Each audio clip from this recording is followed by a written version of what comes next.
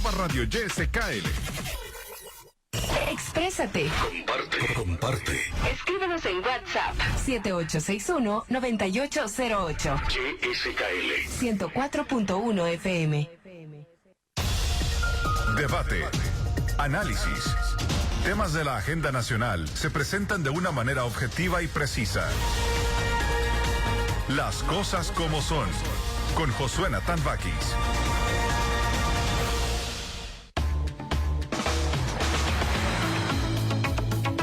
¿Qué tal? ¿Cómo están? Enorme placer saludarles y reencontrarnos. Vamos a iniciar la semana productiva y bueno, es importante, creo, a todos los gringos y quizás hasta algunos compatriotas nuestros. Esperaba esto que está ocurriendo y creo yo que ya habíamos de alguna manera tenido algunos acercamientos con mi invitado, pero no se había dado la oportunidad. Y bueno, como siempre digo, esta entrevista nos ha caído como anillo en trompa de cuche, ¿verdad? Así que vamos a platicar ahora de economía, macro, micro, economía mundial, qué es lo que está pasando en el país con la desenfrenada elevación de los precios de la canasta básica, que bueno, ha sido la madera. Este fin de semana era la madera de un periódico, el viernes fue la... Ya son 3 entidades financieras que se han declarado en quiebra y bueno, la gente está a la expectativa de qué pueda ocurrir en los próximos días. Ya mi invitado nos va a decir a qué debemos de atenernos, porque como dicen que si allá Estados Unidos estornuda, económicamente hablando, nosotros nos da aquí neumonía, dicen. Entonces, para ponerlo en contexto, ya el primero que se declaró en quiebra fue Silicon Valley, el banco Silicon Valley, que, bueno, sorprendió a propios extraños.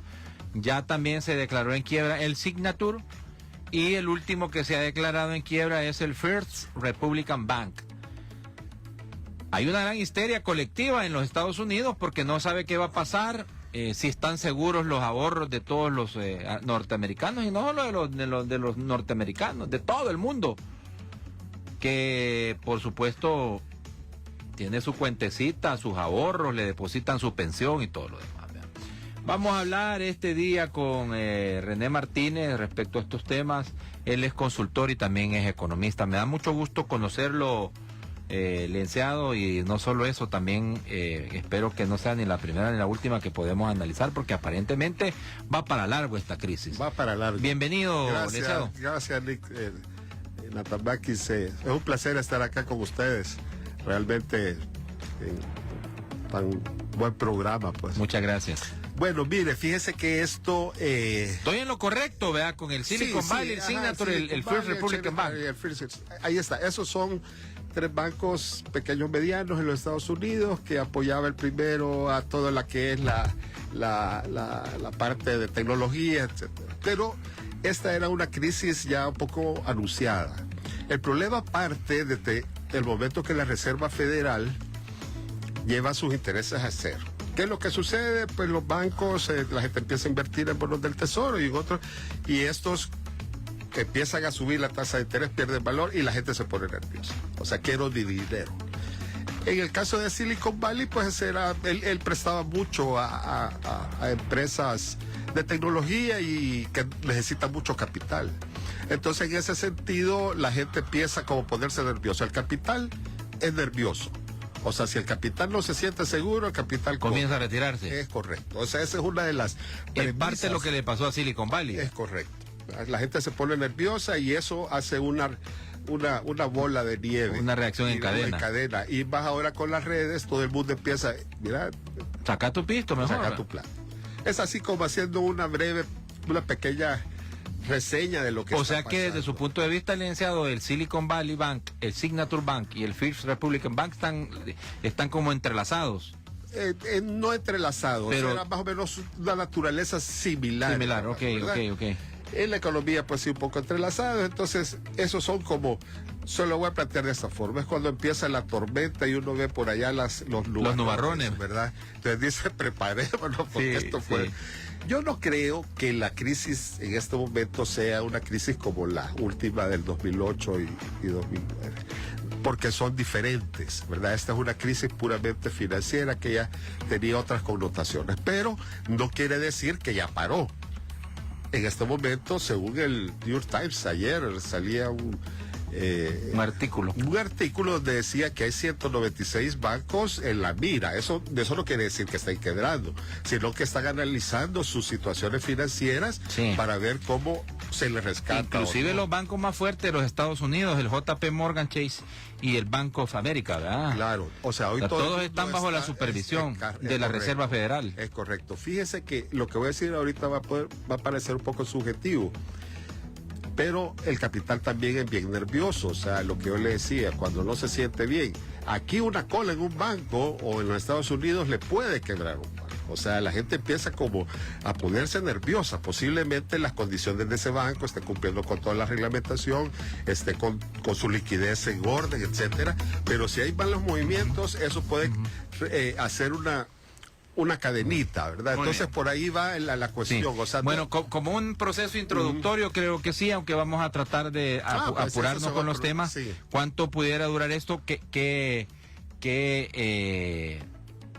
debemos esperar en el sentido de si más bancos van a caer en lo mismo que le pasó a Silicon Valley, el Signature y el First Republican Bank? Y cómo esta tormenta perfecta de la que habla el licenciado René Martínez nos pudiera afectar a nosotros aquí. Acordémonos que somos una economía dolarizada, ¿verdad? Correcto. Entonces vamos a regresar para ver rapidito, agotar este tema de los bancos, porque también me interesa analizar la realidad económica del país de cara a los acontecimientos que está viviendo también desde nuestra realidad, es la economía, el alto costo de la canasta básica, y bueno, ¿qué se debe de esperar? La última encuesta de la prensa gráfica decía de que el presidente Bukele parte con un nivel bastante elevado de aceptación para la elección de 2024, pero también dice de que las cosas más sentidas o que quieren que el gobierno arregle es del tema económico, alto costo de la vida, la canasta básica y todo eso. Entonces son cosas que ya la gente está comenzando a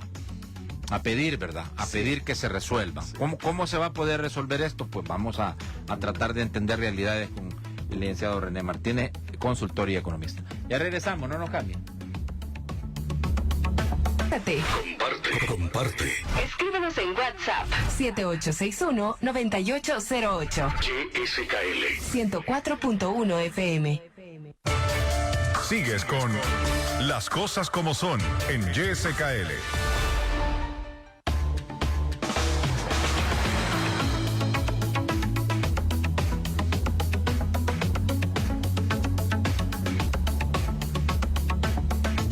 Estamos de regreso, seguimos conversando con el licenciado René Martínez, él es consultor y economista. Bueno, ¿cuáles son las claves, licenciado Martínez, para entender lo que está pasando en los Estados Unidos? Digo, porque todo empieza para ir agotándolo y ver de qué manera vamos a poder sortear como país, y estando dolarizado, esto que está ocurriendo con esta crisis en los Estados Unidos. Primero, el presidente de los Estados Unidos, Joe Biden, ha tratado de tranquilizar a los norteamericanos, y no solo a los norteamericanos, a todo el mundo, de que el sistema financiero gringo es seguro. El problema es que Silicon Valley anuncia que necesita recaudar $2.250 millones para cubrir sus pérdidas. Eso generó el pánico entre los clientes, que en un día sacaron $42.000 millones. Imagínense usted, vea. Sí. Entonces, ¿cómo el banco no iba a soportar semejante retirada? Pero le sigue en ese efecto dominó los bancos el Signature y el First Republican Bank. Entonces, está claro que hay una crisis. Sí. Hay una crisis, porque lo peor sería tratar de ocultar o tratar de negar que existe eso. Ahora, basado en lo que ya conocemos, desde su visión, desde su conocimiento, ¿Vamos a poder sortear esta crisis en los Estados Unidos, en El Salvador? ¿Cree que nuestro sistema financiero es sólido, tiene liquidez, no hay de qué preocuparse? Yo creo que no hay de qué preocuparse. Se lo digo con bastante propiedad. O sea, lo que usted acaba de resumir es lo que ha pasado. El presidente Biden sale allá y empieza a tratar de, no nos preocupemos, estamos preparados, la Reserva Federal va a hacer los movimientos y perfecto, ahí vamos. Yo decía, esta tormenta no ha terminado, van a haber otras caídas de bancos, este es un efecto dominó, no van a ser muchos, se tiene, como le decía, en la mira ya algunos, pero en los Estados Unidos la crisis va a ser sorteada bastante bien, creo yo, hasta este momento. Esto se complicó pues con la guerra en Ucrania, se complica también desde la pandemia viene este problema. Con la guerra se cortan las redes de suministros y la economía de los Estados Unidos empieza a tener estos problemas. Pero respondiendo a su pregunta, yo creo que el sistema bancario, el sistema financiero nacional está preparado. O sea, hay suficientes reservas de liquidez. No hay que preocuparse. O sea, sí es cierto, nosotros tenemos una gran relación por estar dolarizados, pero considero que en este momento no hay factores de preocupación, no hay ningún tipo de señal que nos pueda indicar que el salvadoreño tenga que estar como preocupado por sus ahorros, por su inversión. Al contrario, yo creo que la economía está dando buenos repuntes y no es de preocuparse. La verdad es que es una tormenta temporal que está en los Estados Unidos, hay que ir viendo cómo se desarrolla, pero acá la banca está bien preparada. No hay ningún índice que nos pueda, de ningún tipo macroeconómico, financiero, que nos pueda decir que haya o que pueda haber una crisis. O sea, no la hay. No creo yo que en el corto tiempo se pueda dar. Ahora, vaya, basado en lo que usted señala,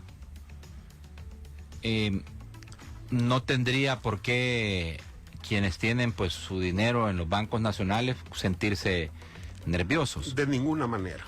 O sea, ahorita, como les decía, una crisis pasajera en los Estados Unidos, hay que seguir observando los índices, pero acá en El Salvador los índices de liquidez, la solidez del sistema está garantizado. O sea, eso no creo en ningún momento, no hay ninguna señal de que en El Salvador pueda haber una crisis en ese sentido. O sea, ahora, hay una cosa, licenciado, que es bien clara. Los bancos nacionales tienen inversiones en los Estados Unidos. Tienen inversiones. Y también tienen depósitos en bancos de los Estados Unidos. Exacto. O sea, eso es cierto. Eso nosotros dependemos mucho de los Estados Unidos y hay mucha inversión.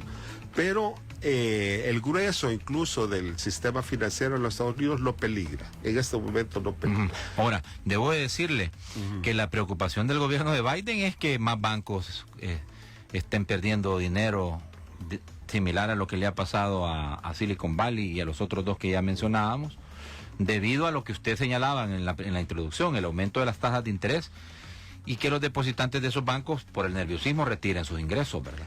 Sí, se puede dar. Usted es claro en decir, nadie está a salvo, ¿verdad? Nadie está a salvo. Estamos hablando de los bancos. Es correcto. Sí, estamos hablando hoy puramente de los bancos. Porque hay una cosa, perdón que lo interrumpa, es que ningún banco le puede impedir a un cliente retirar su dinero. Exactamente, ahí hay libertad para hacerlo. Pero el consumidor sabe por dónde va también en algún momento si ve que su banco se está haciendo algunas acciones no muy claras, sí se puede dar, pero no creo yo. O sea, realmente no hay índices como para decir si hay preocupación y va a seguir habiéndola. O sea, como le digo, hay 186, 190 bancos que están como en estudios para ver si están en riesgo. Ese es el momento en el que estamos en este momento. Sí. Puede que sí, la crisis se mantenga y pueda que quiebren algunos otros bancos y haya que rescatarlos. O sea, en ese sentido. Ahora, fíjese que yo escuchaba a funcionarios de la Reserva Federal de los Estados Unidos que descartaban el rescate financiero del Silicon Valley. Sí, o sea, realmente aquí la situación es que el Silicon Valley quebró. O sea, va a haber un programa de rescate, sí lo va a haber. O sea, no puede en este momento como dejarlo a la deriva, ¿verdad? Está un banco interesado, va a comprar las acciones y el banco va a seguir con otro nombre. Y así los otros tres. O sea, tal vez la intervención de la Reserva Federal, la intervención en ese sentido, no sea tan fuerte como la que se hizo en el 2008, porque de esa forma ellos saben que se cometió un error al apalancar financieramente, en ese caso Fíjese que Janet Yellen, la secretaria del Tesoro de Estados Unidos, era la que le hacían la pregunta respecto al tema de Silicon Valley. Decía, bueno, nosotros descartamos intervenir y hacer un salvataje para Silicon Valley. Ahora, el problema es que ya se sumaron dos bancos más, vea, y como dice usted, hay más de 150 en análisis y observándolo y en la lupa de qué es lo que pudiera ocurrir. Yo le pregunto una cosa, porque esto ya ha ocurrido en otras economías como la Argentina, ¿recuerda usted? Sí, el corralito. ¿Tema de los corralitos?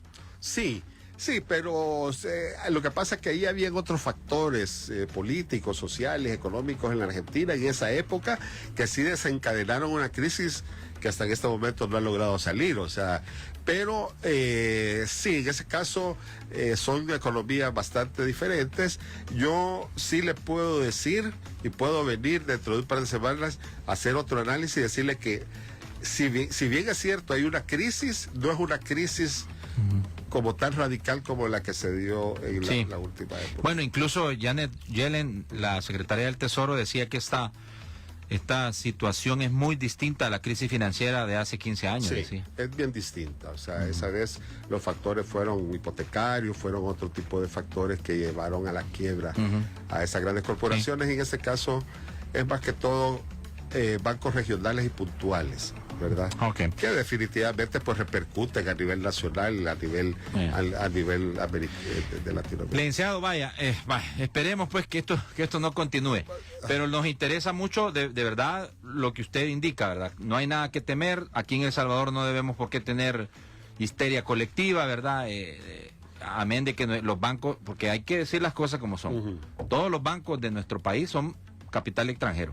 Sí. O han sido comprados por bancos internacionales. Muchos de estos bancos tienen dinero en el sistema financiero y inversiones en los Estados Unidos. Pero usted dice, no hay nada hay que temer, dice usted, ¿verdad? Sí, no. Ahora, pasemos a lo que nos compete, vaya, porque ahorita mismo, desde su experiencia, ¿qué elementos se necesitan conjugar en nuestro país para poder sortear todo el escenario adverso de lo internacional para que nos afecte lo menor posible aquí en nuestro país? Hay ciertos elementos, síntomas, digamos, que están pasando que pudieran denotar de que la economía de nuestro país podría ir empujando, contrario a lo que pueda acontecer en otros países, ¿verdad? Pero tal vez ir entendiendo elemento por elemento que desde su punto de vista qué es lo que debe de pasar para tratar de que no afecte lo menos posible esta crisis internacional. Ya se puso bueno, perdón. Vamos a ir a la pausa. Ah, bueno, entonces me dicen, se va a quitar. No, es que ya se puso bueno. Se va a quitar, no, es que el licenciado se va a quitar. La primera parte. Bueno, vámonos a la. Ya le dio hasta calor. No, hombre. La primera parte era como tecniqueadita, ahorita vamos a entrar a lo bueno. Bueno, vamos a la pausa y regresamos ya para entrar de lleno. Sí, ya calentamos motores que estábamos ahí. A nuestro país. Regresamos, no cambie. De regreso, contexto para no sacarlo, un preámbulo para no sacarlo de contexto, como decía usted, y que no sirva de pretexto. Correcto. Yo le decía a Link aquí que un texto sacado de un contexto sirve de pretexto. Aquí va a decir, este señor llegó a decir tal cosa. Entonces vamos a hacer un pequeño... Está bien, me parece. Preámbulo para enfocarnos. Para llegar al tema de cómo estamos preparados. Cómo estamos preparados. O sea, ahí vamos a caer. Yo considero que desde hace 3, 4 años se empezó este país a preparar. Gobierno del presidente Bukele. El gobierno del presidente Bukele hizo la base. para mantenernos en este momento como un país, como una sociedad y como una economía un poco más estable si la relacionamos con los otros países de Centroamérica. Con los vecinos. Sí, o sea, ese va a ser como mi hipótesis. ¿Cómo puedo sostener esto? Para que una economía se mantenga, para que una economía crezca, lo primero que tiene que tener es seguridad. Seguridad física y seguridad jurídica. La seguridad física es la que estamos viendo en este momento. Nadie puede negar lo que está sucediendo en El Salvador. Yo tengo un método para venir y escribir y para venirme a sentar ante usted acá, o cualquiera que me quiera invitar, y lo hago de esta forma. Mi método es un método que investiga en la calle, o sea, yo soy un investigador social. Claro, el contacto con la gente. Hago 100 entrevistas informales cada semana y ese es mi termómetro. Mire, pero antes de que continúe haciendo ese preámbulo, le quería pedir una opinión a usted, porque hoy uno de los principales liderazgos, presidente de uno de los principales partidos de oposición, Alianza Republicana Nacionalista, el señor Carlos Saade, dijo en una entrevista esta mañana que de qué servía la seguridad si la gente no tenía pisto en la bolsa, dijo. O sea, algo así como que la seguridad no se come, dijo. ¿Qué le puede responder usted a este tipo de... Nada, o sea, realmente yo creo que, y hay que hacer un llamado a la oposición cuando hagan algún tipo de análisis. No es análisis.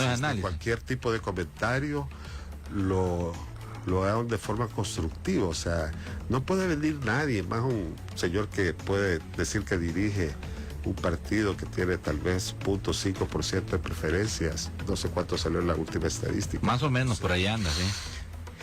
No puede venir a decir eso. O sea, si realmente se lo voy a plantear de esta forma. Si nosotros, y me empezaba diciendo que el primer paso en el plan que se está desarrollando es tener seguridad física y seguridad jurídica. ¿Eso qué es lo que le garantiza? Que el pequeño empresario que está allá en la Campanera, está allá en San Miguel, allá por Milagro de la Paz, abre su tiendita. Entonces no me pueden ir a decir este señor, es que eso no se come, o sea, eso es tener una ignorancia grasa, o sea, da hasta escalofrío escucharlo. Entonces, en ese sentido, nosotros se ha hecho pues ya la base fuerte para que el pequeño, el microempresario empiece a surgir en aquellos lugares que no... La seguridad es estratégica. La seguridad es estratégica. O sea, usted no puede desarrollar ningún tipo de plan estratégico, ya sea en economía, en cualquier tipo, si no tiene seguridad. Entonces, en ese sentido, la economía empieza a florecer desde la pequeña y microempresa, o sea, aquel que empieza a abrir su changarro, como decimos, aquella persona que decía, no, yo ahorita no puedo pagar la renta que estos terroristas me están cobrando, sí. Y es cerrado, pero ahora ya me siento, miren las comunidades, la gente saliendo a la calle, la gente comprando en los mercados, miren el centro de San Salvador. Entonces, en ese sentido, si ya lo vemos más macro, nosotros estamos en la lupa del mundo. O sea, como decía el presidente Bukele, nosotros en este momento no necesitamos invertir en marca país, por ejemplo. Si estamos, vea todos los noticieros, vea todos los periódico peruano decía, ¿verdad? Un Bukele peruano. Claro, hace 2 semanas diciendo el milagro Bukele. Entonces, en ese sentido, es la base. O sea, estamos a nivel mundial. Antes, ¿cómo nos reconocían? Nos reconocían, sí, van las maras, la guerra, va. El Salvador unos medios salía por ahí, del Salvador. Y se invertían millones de dólares en marca país cuando no estaba arreglado el tema de la seguridad. ¿Y a quién iba a venir? Entonces, mi tesis es la siguiente: para crear primero consumo interno para un proceso de desarrollo, se tiene que tener crecimientos graduales a través del tiempo. O sea, esa es una hipótesis. En ese sentido, ya se hizo la base para que internamente empiece la economía a crecer. ¿Qué necesitamos además de eso? Necesitamos además de eso un buen plan de desarrollo que ya se empezó a hacer a nivel internacional, nuevas relaciones internacionales con otros países, ¿verdad? Ya vio todas las relaciones que se están haciendo con Vietnam, con los otros países como Turquía y las últimas que se han hecho, ya no se diga con nuestros hermanos de la República Popular China, ¿verdad? Entonces, en ese sentido, las nuevas relaciones internacionales nos pueden y nos tienen que llevar a nuevos procesos de que las empresas en el exterior empiecen a ver a El Salvador como un posible país que ofrece las garantías de seguridad. Estamos en una posición geográfica envidiable. Estamos en el centro de América, cerca de los grandes mercados del norte, etcétera, Pacífico. Entonces, en ese sentido, estamos en una posición geográfica. Tenemos 2 monedas de curso legal, y aquí pueden después a decir es que no sabía lo que está diciendo. Tenemos 2 monedas de curso legal. ¿Cuántas empresas han venido? ¿Cuántas empresas tecnológicas o que son amantes de los procesos de criptomonedas a invertir? Hay una cantidad de reportajes. Usted los ve en las redes, en diferentes periódicos en el mundo, en las grandes cadenas independientes, y empiezan a hablar de El Salvador. O sea, nosotros, si antes solo se hablaba de El Salvador como tema pandillas, tema guerra, tema corrupción, entonces en ese sentido los ojos están puestos en nuestro país, ya teniendo la seguridad que las empresas requieren. Pues, o sea, ya no van a invertir millones de dólares en una situación donde la crisis de la seguridad está latente. Entonces, en ese sentido fue la primera fase. Eso ya estamos en la mira, ya están viniendo muchas empresas a invertir. Luego, el impulso del consumo se hace a través de todas las obras que se están haciendo de infraestructura también. O sea, eso crea empleos, ¿verdad? La capacidad de compra del Salvador tiende a crecer. O sea, eso era como el primer paso que se tenía que hacer. El segundo, que es coyuntural, fue todas las medidas anticrisis que el presidente Bukele anunció desde la pandemia y las subsiguientes. Y las subsiguientes que tomaron, como el IVA diferenciado para la gasolina. Correcto. Y así las otras medidas que se tomaron. Y de hecho, si nosotros los comparamos a nivel de inflación en Centroamérica, hoy en la mañana saqué los últimos datos, dice... nosotros tenemos un 6.82% y ahí estamos a la par de la República Dominicana y cerca de Costa Rica. Guatemala 9.92. Arriba, bien elevado. ¿Verdad? Entonces, la gasolina subiendo. Honduras 9.8, ¿verdad? Nicaragua 11.10. Entonces, en ese sentido, pues nosotros estamos en una situación bastante vulnerable en cuanto a que no hemos sufrido la crisis inflacionaria que están sufriendo los otros países del área. Entonces, en ese sentido, creo que estamos bastante bien a nivel de Centroamérica. Pero volviendo al punto, si no se hubieran tomado todas estas medidas, el presidente Bukele y su gobierno no hubieran tomado todas estas medidas, realmente sí estuviéramos ante una crisis. Por lo que usted señalaba, nosotros tenemos mucha más relación con los Estados Unidos en cuanto a que estamos dolarizados, no tenemos política monetaria. Entonces, en ese sentido, podríamos estar un poco amarrados, pero gracias a Dios que se tomaron estas medidas, y en ese sentido, la primera, que era la principal, que le decía la seguridad, nos puede permitir que en los años venideros la economía pueda crecer a través de mayor inversión extranjera y a través del desarrollo, pues, de otras empresas pequeñas y medianas en El Salvador que se entusiasman ahora, pues, al ver la situación de seguridad. Eso es bien simple, eso no necesita uno más que salir a la calle. Yo lo hago con mis compañeros de trabajo, me voy a veces allá al parque, allá me como un sorbete y le digo, mire, le digo, ¿y usted cómo ve la situación? El señor haciendo ahí el sorbete. Bien, me dice, mire, nosotros aquí ya empieza a dar desde su punto de vista. Gracias a Dios, me dijo, si yo puedo entrar ahí a la colonia y etcétera. Sí. O sea, entonces, en ese sentido tenemos una base que nos puede permitir no caer en una crisis tan grave como la que se puede venir más adelante. ¿Y usted considera que el nivel de inversión que ha logrado atraer el país, digo, llevamos apenas un año de que comenzó a cambiar el tema de la violencia y la criminalidad? Sí. Usted plantea que parte de el esquema de la hoja de ruta que planteó el gobierno del presidente Bukele era precisamente arreglar eso para poder comenzar a ver el tema económico.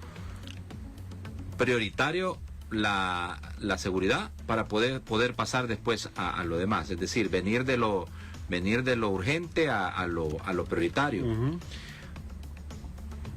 Porque es una de las críticas de la oposición, ¿verdad? Aquí nadie quiere venir a invertir, aquí nadie quiere, aquí no hay reglas claras, hay inseguridad jurídica. Entonces, pero usted plantea de que es una planificación, es una hoja de ruta que lleva el gobierno del presidente Bukele para poder solventar eso. Entonces, digamos que los pasos primeros que se han dado serían, digamos que los correctos, los que van a poner como los cimientos para lo que pudiera venir más adelante. ¿Y qué desde su punto de vista, desde su experiencia, tendría que ser prioritario para esta segunda etapa, si se le puede llamar así? Sí, es una segunda etapa. Como decíamos, la primera, lo de la seguridad, creo que no es un tema tan discutible, es un tema lógico, en el sentido de que las empresas vienen a un país donde se sientan seguras, como decía, jurídicamente, y físicamente sus empleados, sus altos ejecutivos, etcétera. Entonces yo creo que ya estamos en la mira. Podemos platicar más adelante con algunos datos, pero yo quisiera hacer como el bosquejo primero de lo que se avecina, o sea, las posibles inversiones que van a haber en El Salvador, los hermanos lejanos, nuestros hermanos en el exterior que están viniendo, que un hotel allá, que estamos haciendo este restaurante, etcétera. O sea, esos son datos concretos, ahí están los números, ahí está la realidad. Entonces, en ese sentido, sí creo que esa es la hoja de ruta, hacer la base de la pirámide. ¿Qué es lo que sigue? Sí. Ok, lo que sigue es que nosotros como salvadoreños empecemos a cambiar nuestra mentalidad. O sea, si usted ve los procesos de desarrollo de los últimos 100 años, y podemos tomar ejemplos como Corea del Sur, como Singapur, etcétera, todos empezaron con lo mismo. Mira el caso de Singapur primero, la parte de la seguridad, sí, y luego la atracción de la inversión extranjera. Pero a la par de eso, ¿qué viene? A la par de eso, nosotros decía, como salvadoreños, tenemos que empezar a cambiar ese chip. O sea, de que sí se puede hacer, porque el problema a veces es un desarrollo mental, o sea, aquello de que, no, pero lo que pasa es que esos son países que no, aquí nosotros, yo por eso decía. Pensar en grande. Es correcto, mire, aquí lo que sucede es lo siguiente, ya decía algunas cuestiones, tenemos una posición geográfica envidiable. O sea, que cualquier país quisiera estar acá cerca del Triángulo Norte, en medio de América, en el Pacífico. O sea, tenemos una posición envidiable. Segundo, tenemos dos monedas de curso legal. O sea, ahí bien los críticos van a empezar a hablar algunas cosas, pero podemos verlo de esta forma. Le decía yo, cuántos inversionistas han venido, cuánta gente que ama el mundo de las monedas ha venido aquí y ha creado empleos y nuevas empresas. Pero volviendo al punto ese, yo le decía que tenemos que empezar a cambiar el chip del salvadoreño y pensar que sí podemos, o sea, que no decir, no, lo que pasa es que lo que hizo Corea del Sur o Japón, ellos tienen otra mentalidad, eso no, o sea, nosotros tenemos que empezar pero a la par que se tiene que hacer. Yo creo que a la par de los elementos que decíamos, las empresas internacionales para crear empleo e inversión en un país tienen que empezar a ver ese cambio de mentalidad, y además que en el país que escoge, que es seguro, haya mano de obra tecnificada. O sea, nosotros dentro del programa tiene que haber siempre proyectos de desarrollo de educación en materias técnicas, en carreras técnicas, muy bien, ¿verdad? O sea, tenemos también que fomentar el uso del idioma inglés, o sea, la preparación. Entonces, con toda esa base, poco a poco las empresas se empiezan a acercar, se crea un poco más de empleo, la economía crece y el consumo interno crece. Sí. O sea, tenemos que empezar por eso. Muy bien. Bueno, voy a ir a la pausa. Vamos a dejar el último segmento para poder hablar de algunas cosas, entender, por qué es que estamos teniendo el elevado precio de algunos productos de la canasta básica, qué está pasando en la economía y qué opinión tiene el licenciado Martínez respecto al tema de control de precios, poner techos mínimos y máximos, que no estamos, fijar precios, no estamos hablando de control de precios, no, fijar precios mínimo y máximo para los productos de la canasta básica, eliminación, algunas decisiones como eliminación de IVA y algunas de esas cositas ya más, digamos, de la economía más microeconomía, la economía más doméstica de nuestro país. Ya regresamos, no nos cambien. Exprésate. Comparte. Escríbenos en WhatsApp 7861-9808. YSKL 104.1 FM. Sigues con Las Cosas Como Son en YSKL. Bueno, estamos de regreso, gracias. Vamos a precisamente darle continuidad a lo que venimos conversando. Nos quedan unos minutos. Creo que nos vamos a quedar también pendientes de poder seguir desarrollando estos temas. Sin duda alguna, eso estará dando de qué hablar en los próximos días. Licenciado Martínez, ¿qué opina usted de lo que está pasando con la canasta básica?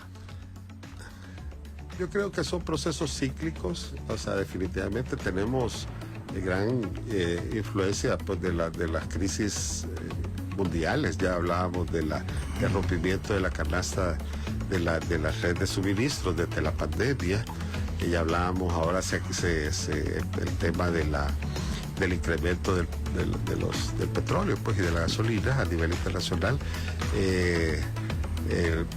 exacerbado pues, por cuestiones como la guerra en Ucrania, etcétera. O sea, eso es un fenómeno a nivel mundial. Eso no es como se quiere hacer ver a veces acá, sí, es que en El Salvador. O sea, eso sí ya lo vemos, ya lo comparábamos con los otros países de Centroamérica. La economía es cíclica, o sea, es de forma sinusoidal, o sea, es alzas y bajas, o sea, eso no se puede controlar más cuando hay crisis internacionales. Entonces, yo creo que el incremento de los precios en El Salvador, que lleva lo mismo, pues es a nivel de los Estados Unidos, México, todo el Caribe, toda América Latina, pues estamos sufriendo en algunos casos incrementos en la canasta básica, pero yo considero que es una cuestión cíclica, como decía, es temporal. O sea, tendríamos que tener más análisis, más tiempo, porque yo me tendría que remontar a decir que el problema nuestro en El Salvador viene desde la dolarización.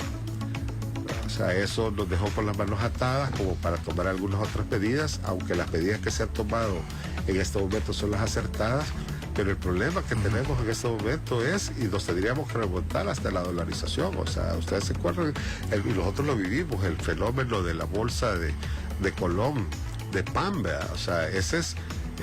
teníamos, no sé si ustedes se acuerdan, que la bicicleta uno compraba la bolsa de pan a $1.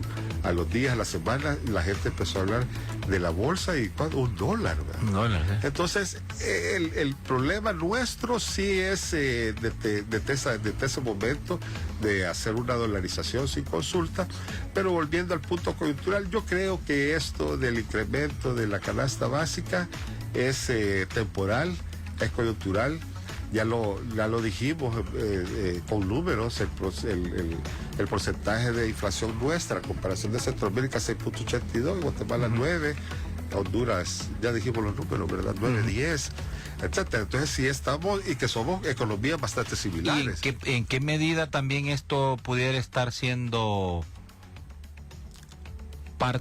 en parte estos precios por algunos sectores irresponsables? Es correcto, o sea, acuérdense que siempre en la economía, y aquí siempre se ha dado, en la sociedad, siempre hay buenos y malos. O sea, hay empresarios que se dedican toda su vida al bien de la sociedad, y hay otros que solo es para adentro. Entonces, sí se está dando, o sea, en esos momentos siempre hay alguien que va a acumular vienen de la canasta básica. Sí, el acaparamiento, el famoso Entonces acaparamiento. ahí vienen las leyes y ahí viene el ¿cómo se llama? La defensa al consumidor, que han estado haciendo la Defensoría del Consumidor, que han estado haciendo un buen papel, revisando los precios en las avícolas, revisando los precios en los supermercados, etcétera. Yo no considero que ninguna economía funciona cuando hay topes de precios y en ese sentido. O sea, ¿usted no está de acuerdo, licenciado, con poner... regulaciones sí, o sea, regulaciones en el sentido no estamos hablando de control de precios, porque la Constitución prohíbe eso, pero sí poner mínimos y máximos. Sí, eso sí, o sea, ser flexibles, pues, porque, pues sí, la economía es oferta y demanda por un lado, conciencia social del empresario por otro lado. Yo creo que en cuanto a eso, no es de preocuparse mucho. Ahí están los números, hay algunos desequilibrios, pero no es tan crítica la situación en cuanto al problema de inflación en nuestro país. Vaya, quitar el IVA a la canasta básica, Lenzo. Creo que No. no, o sea, mire, esta discusión viene desde el gobierno de Funes, que ellos prometieron quitar el IVA a la canasta básica y a toda la parte de farmacéutica. Nunca lo hicieron, nunca pasó ni siquiera la pieza de correspondencia a la asamblea.